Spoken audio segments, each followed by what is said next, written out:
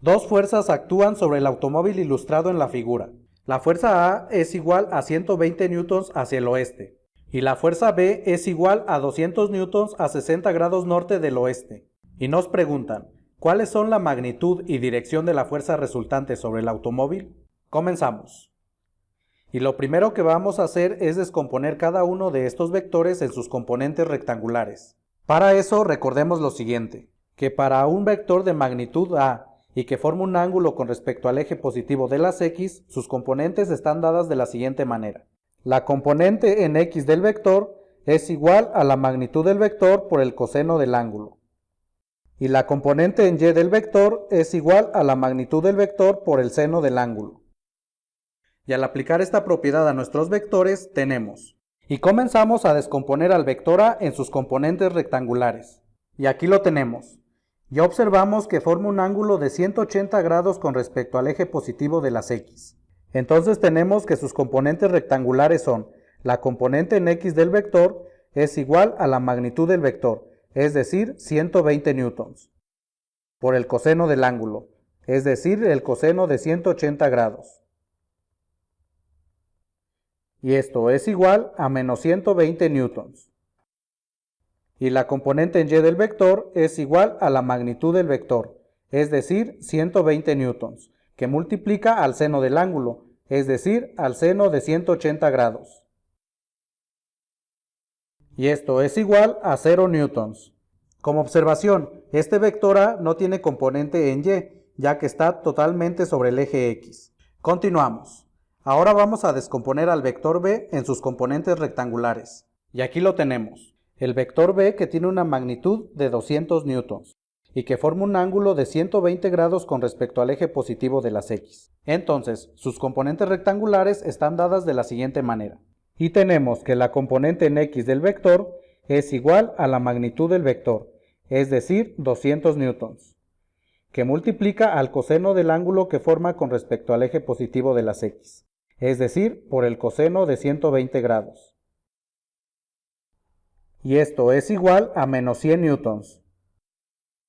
Por otro lado, la componente en Y del vector es igual a la magnitud del vector, es decir, 200 newtons, que multiplica al seno del ángulo que forma con respecto al eje positivo de las X, es decir, seno de 120 grados.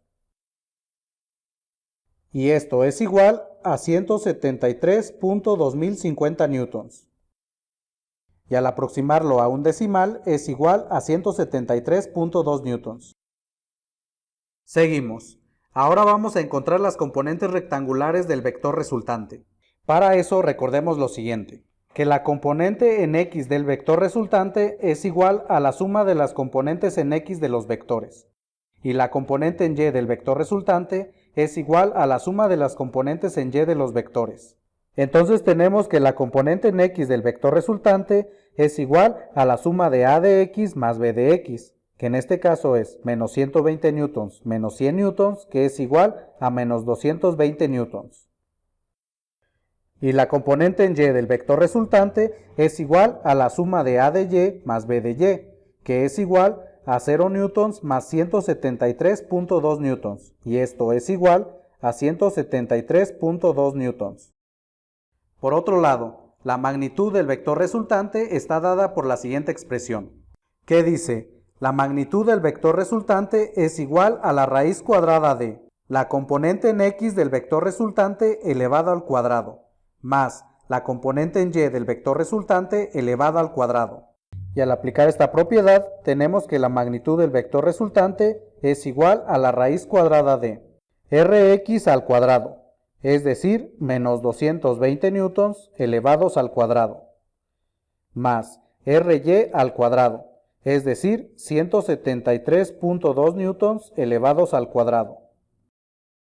Y esto es igual a la raíz cuadrada de menos 220 newtons al cuadrado es igual a 48.400 newtons cuadrados, más 173.2 newtons al cuadrado es igual a 29.998.24 newtons al cuadrado. Seguimos y realizamos las operaciones dentro de la raíz. Es igual a 78.398.24 newtons al cuadrado. Y esto es igual a 279.9968 newtons. Y al aproximarlo a un decimal, tenemos que es igual a 280.0 newtons. Entonces, la magnitud del vector resultante es igual a 280 newtons. Redondeado a un decimal. Ahora vamos a localizar las componentes del vector resultante en el plano cartesiano. Y trazamos la componente en X del vector resultante. Y aquí lo tenemos. Como observación, la componente en X del vector resultante apunta hacia la izquierda, ya que es una cantidad negativa. Ahora vamos a trazar la componente en Y del vector resultante. Como observación, esta componente apunta hacia arriba, ya que es una cantidad positiva. Ahora vamos a trazar el paralelogramo que se forma con estas dos componentes. Y aquí lo tenemos. Y trazamos el vector resultante, que va desde el origen hasta donde se unen los vectores paralelos, que tiene una magnitud de 280.0 newtons y que forma un ángulo con respecto a la horizontal. Ahora, para encontrar el ángulo vamos a usar la siguiente expresión, que dice: el ángulo que forma el vector resultante con respecto a la horizontal es igual a la tangente inversa o arcotangente de el valor absoluto de la componente en Y entre la componente en X del vector resultante. Y al aplicar esta propiedad, tenemos que el ángulo es igual a la tangente inversa de el valor absoluto de R de Y, es decir, 173.2 newtons, entre R de X, es decir, menos 220 newtons. Ya observamos que las unidades de newton se cancelan. Seguimos y realizamos las operaciones dentro del valor absoluto. 173.2 entre menos 220 es igual a menos 0.7872. Pero el valor absoluto de menos 0.7872 es igual a 0.7872.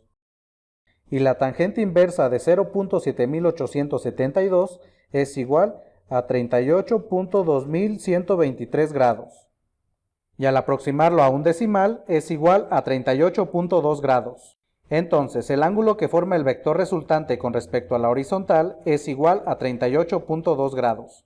Entonces, para concluir, tenemos que el vector resultante tiene una magnitud de 280 newtons y forma un ángulo con respecto a la horizontal de 38.2 grados. O dicho de otra manera, tiene una dirección de 38.2 grados norte del oeste. Bien amigos, gracias por visitarnos. Si te gustó este video, suscríbete y compártelo. Más de este tema en virtual.lat.